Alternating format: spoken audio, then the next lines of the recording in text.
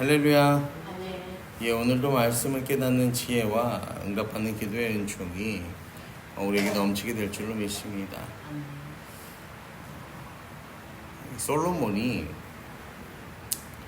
하나님도 섬기고 부귀영화도 섬기는 삶을 살았어요.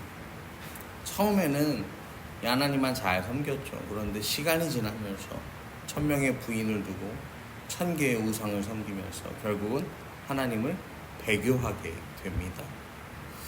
그럼에도 불구하고 하나님께서 다윗과 맺으신 언약이 있단 말이에요. 이 공의로우신 하나님께서 다윗과 어떤 언약을 맺으셨어요? 이 너의 씨에서 나온 이 왕위가 대대로 영원히 견고할 것이다. 하나님 약속하셨거든요.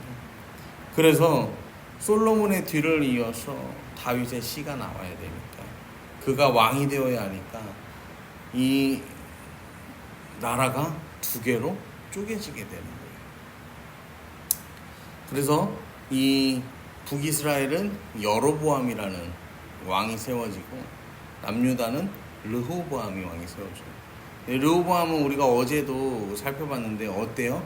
르호보암은 그렇게 좋은 왕이 아니죠. 어렸을 때부터 이 우상의 영향을 많이 받은 삶을 살았고, 그렇게 함께 자라난 이들과 함께 정책을 논의하면서 이 나라를 다스렸던 왕이 이 르호보암이죠. 오늘 본문 열왕기상 13장 1절 말씀을 보면, 보라, 그때 하나님의 사람이 여호와의 말씀으로 말미암아 유다에서부터 베델에 이르니 마침 여로보암이 제단 곁에 서서 분향하는지라. 이렇게 시작합니다. 유다는 남유다의 수도예요. 남쪽에 있어요. 그리고 베델은 북이스라엘의 수도, 이 세겜입니다. 그러니까 남쪽에서 북쪽으로 선지자가 올라왔다라는 거예요. 근데 여러분, 이 1절 말씀을 보면서 우리가 생각해야 될 게 있는데 뭐냐면은 베델에 뭐가 있었다는 거예요? 제단이 있었다라는 거죠. 열왕기상 12장 28절부터 말씀을 보면요, 이에 계획하고 두 금송아지를 만들고 무리에게 말하기를 너희가 다시는 예루살렘에 올라갈 것이 없도다. 이스라엘아, 이는 너희를 애굽 땅에서 인도하여 올린 너희의 신들이라 하고 하나는 베델에 두고 하나는 단에 둔지라 라고 성경이 말해요. 이게 뭐냐면은 남유다와 북이스라엘로 갈라졌어요. 나라가 갈라졌는데 백성들의 이 마음의 고향, 영적인 안식처가 어디예요? 예루살렘 성전인 거예요. 그러니까 북이스라엘에 사는 사람들이 계속 어딜 가는 거예요? 예루살렘 성전으로 가는 거예요. 남유다의 땅으로 가는 거예요. 그러니까 이게 정치적으로 입지가 흔들리니까 이 여로보암이 뭘 하냐면요, 베델과 단, 이 북이스라엘의 끝이거든요. 끝과 끝에다가 제단을 설치합니다. 그리고 이 제단에다가 뭘 갖다 놔요? 금송아지를 갖다 놓습니다. 이 모세 시대에 출애굽을 할 때에도 모세가 시내산에 올라갔을 때 아론이 금송아지를 만들잖아요. 이 금송아지는 애굽 문화에서 쓰는 가장 일반적인 형태의 우상의 형태입니다. 그러니까 지금 여로보암이 뭘 하는 거예요? 여기다가 금송아지를 만들어 놨다라는 거는 지금 하나님의 제단을 뭐 하는 거예요? 모욕하는 거죠. 이 하나님을 이 금송아지 형상으로 대체하는 거예요. 그 다음에 너희를 애굽 땅에서 인도하여 올린 너희의 신들이다. 지금 모세 시대에 일어났던 일과 똑같이 행하고 있는 거죠. 그러면서 12장 30절에 이 일이 죄가 되었으니 이는 백성들이 단까지 가서 그 하나님께, 그 하나에게 경배함이더라 라고 성경이 말해요. 그러니까 베델과 단에 가서 백성들이 그것을 경배했다. 하나님께 예배해야 되는데 하나님이 아닌 다른 대상을 하나님이라고 부르면서 뭐 했다는 거예요? 그걸 경배했다라고 성경은 말합니다. 베델에 제단이 있는 게 문제예요. 두 번째는 이 여로보암이 뭘 하고 있냐면요, 제단 곁에 서서 분향을 했다라는 거예요. 여러분, 분향은 누가 해야 되죠? 제사장이 해야 돼요. 근데 지금 누가 하고 있어요? 왕이 하고 있다라는 거예요. 열왕기상 12장 31절 32절을 보면요, 그가 또 산당들을 짓고 레위 자손 아닌 보통 백성으로 제사장을 삼고, 그러니까 지금 제사장을 누구를 삼았다고요? 보통 백성. 아무나 데려다가 제사장이라고 옷을 입혀놓고 너 오늘부터 제사장 이러는 거야. 그러니까 왕도 자기 마음대로 뭐 하는 거예요? 분양을 하는 거죠. 그 다음에 32절에 여덟째 달 곧 그 달 15째 날로 절기를 정하여 유다 절기와 비슷하게 하고, 이게 뭐냐면요, 6월절을 그대로 따를 수가 없으니까 뭐 하냐면요, 한 달 뒤로 날짜를 잡는 거야. 그 다음에 이날이 절기야 이러는 거야. 우리가 그동안 지키던 절기가 있었지, 이제는 이 한 달 뒤에 하는 게 진짜 절기다 이러면서요 절기를 만들어. 그리고 그 송아지에게 제사를 드리고 산당의 제사장을 베델에서 세웠다라는 거예요. 제단도 마음대로 만들고 금송아지도 두고 하나님의 제단도 모욕하고 제사장직도 모욕하고 절기도 모욕해요. 그게 여로보암의 치세의 시작이었다라는 것입니다. 여러분, 여로보암이 왜 그랬을까요? 여로보암이 불법으로 세워진 왕이 아닙니다. 여로보암이 왕위를 찬탈한 게 아니에요. 하나님께서 이미 선지자를 통하여서 뭐 하시는 거예요? 이 새 옷을 조각내는 그런 여러 가지 사건들과 하나님께서 직접 말씀하시는 이런 것들을 통하여서요, 여로보암은요 하나님께서 합법하게 세우신 왕이에요. 그러면은 여로보암이 뭐 하면 되는 거예요? 하나님을 잘 믿고 의지하고 하나님께 묻고 하나님을 따르면 되는 거예요. 그런데요, 지금 여로보암은 하나님의 뜻을 묻지 않고 사람의 방법으로 나아갑니다. 하나님의 뜻을 묻지 않는 인간의 계획은요, 여러분, 다 망하는 길이다 라는 사실을 기억하시길 바랍니다. 오늘 여로보암은요 분명하게요 어떤 길을 가냐면요, 자기가 만든, 자기가 세운 길을 가요. 그래서 북이스라엘이 망하는 두 가지 이유 중에 하나, 여로보암의 길과 아합의 길이 있는데 이 여로보암의 길을 이제 만들어 나가는 거예요. 여러분, 그런데 오늘 본문 1절을 다시 13장 1절을 보면요, 보라 그때 하나님의 사람이 여호와의 말씀으로. 여러분, 우리는요 여로보암의 길이 아니라 어떤 길을 따라가요? 여호와의 말씀으로. 말씀의 길을 따라가는 인생이 되어야 함을 여러분 다시 한번 이 시간 결단하시기를 축복합니다. 2절입니다.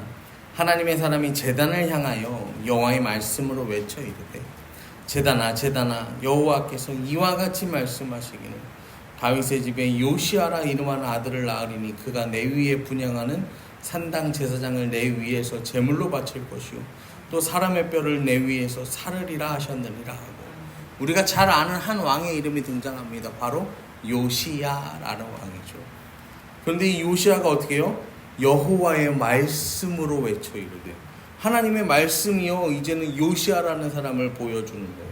근데 요시야는요 여로보암 시대에서 300년 뒤에 태어나는 사람입니다. 남유다의 16번째 왕이에요. 그런데 이 요시야가 어떤 일을 하냐면 열왕기하 23장 말씀을 보시면요 15절 16절이에요. 또한 이스라엘에게 범죄하게 한 느밧의 아들 여로보암이 베델에 세운 제단과 산당을 왕이 헐고, 요시야가 헐었다는 거예요. 그 산당을 불사르고 빻아서 가로를 만들며 또 아세라 목상을 불살랐더라. 요시야가 몸을 돌이켜 산에 있는 무덤들을 보내어 그 무덤에서 해골을 가져다가 제단 위에서 불살라 그 제단을 더럽게 하리라. 이 일을 하나님의 사람이 전하였더니 그 전한 여호와의 말씀대로 되었더라 라고 성경이 기록합니다. 이름도 없는 선지자를 통해서 하나님의 저주의 말씀이 선포되고 300년 후에 이 말씀이 이루어졌다, 여호와의 말씀대로 이루어졌다라고 성경은 말합니다. 여러분, 여호와의 말씀대로 이루어집니다. 그러니까요 우리는요 말씀을 들으면 뭐 해야 되는 거예요? 회개해야 되는 거예요. 말씀을 들으면 하나님께 돌아가야 하는 거예요. 그 경고를 흘려듣고 하나님 마음 잊어버리면 안 돼요. 여러분, 설마가 아니에요. 나중에가 아니에요. 하나님 말씀은 그대로 이루어진다라는 사실을 믿고, 여러분 우리는 항상 깨어서 경각심을 가지고 신앙생활을 해야 되는 거예요. 3절에요 그날에 그가 징조를 들어 이르되, 여호와께서 말씀하신 징조라 제단이 갈라지면 그 위에 있는 재가 쏟아지리라 하며, 사람이 믿지 않으니까 징조까지 일러주시는 거죠.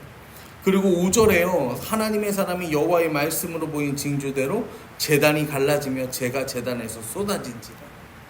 하나님의 사람이라고 계속 말하잖아요. 이름이 안 나타나요. 이름이요 중요하지 않다는 거야. 왜? 지금 우리가 이 열왕기상 13장에서 사람의 이름이 중요한 거예요? 사람의 생각이 중요한 거예요? 아니요. 하나님의 이름이, 하나님의 말씀이 중요하니까 사람이 등장하지 않는 거예요.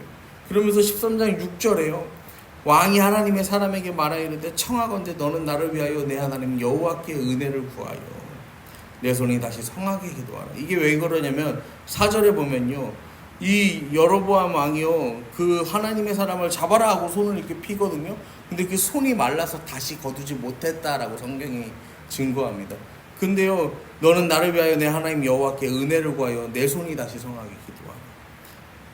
하나님의 사람이 여호와께 은혜를 구하니 왕의 손이 전과 같아졌다라고 성경이 말해요. 여러분, 여로보암이요 자기 스스로 기도하면 되는데 기도를 부탁합니다. 왜요? 여로보암은 이미 벌써 하나님을 떠났거든요. 이미 하나님을 떠났어요. 나의 하나님이 아니라 너의 하나님이 되어버려요. 너의 하나님. 여러분 이게 진짜 무서운 거예요. 하나님 잃어버리고 기도하는 법을 잃어버려요. 얼마나 불쌍한 인상입니까? 왕은 하나님을 떠나서 하나님 앞에 기도도 못해요. 하나님이 합법적으로 세우신 그 여로보암인데 하나님께 묻기만 했다면 하나님이 정말로 그 여로보암을 축복하셔서 이 나라를 견고하게 하시고 정말 다윗의 가문에 내렸던 축복을 하나님께서 허락하셨을지도 모르는데 왕은 기도도 못해요. 하나님의 사람이 기도하니까 그제서야 그 기도가 이루어지는 거예요. 여러분 하나님 말씀은요 반드시 성취된다 라는 사실을 기억하시기를 바랍니다. 여러분 말씀대로 기도하면요 회복이 되는 거예요. 우리 하나님께요 간절히 구하면요 하나님은요 반드시 들으시고요 응답하십니다. 우리 교회에 이 한 달에 한 번씩 헌금을 하시는 권사님이 계십니다. 이번에 처음에는 남편과 자녀를 위해서 이 헌금을 했어요. 이 신앙이 회복되기를. 근데 이제는 이 기도의 대상이 바뀌었어요. 왜냐면 남편이 돌아왔거든요. 여러분 말씀대로 기도하니까 되더라고요. 하나님의 말씀은요 반드시 성취됩니다. 하나님 말씀대로 기도하면요 회복도 됩니다. 여러분 메마른 손, 메마른 심령, 메마른 가정, 메마른 교회 반드시 회복된다라는 사실을 믿으시기를 바랍니다. 이것이 오늘 우리에게 주시는 하나님의 마음입니다. 하나님 말씀은요 반드시 이루어져요. 300년이 지났는데 그 말씀이 그대로 이루어지잖아요. 하나님 말씀대로 살기를 이 시간 결단하시기를 바랍니다. 하나님께서 우리에게 말씀 주시고 하나님 우리에게 주신 그 말씀이 다 이루어지는 복된 인생을 살기를 여러분 결단하시기를 바랍니다. 여로보암처럼요 하나님이 높여주실 때 하나님을 떠나지 않고 하나님을 붙잡는 인생, 내가 보기에 괜찮은 그 여로보암의 길을 가는 것이 아니라 하나님이 이끄시는 인생, 너의 하나님이 아니라 나의 하나님으로 고백하고 나의 하나님과 함께 회복을 누리고 영광을 누리는 천국 백성 되기를 이 시간 간절히 축원합니다. 아멘.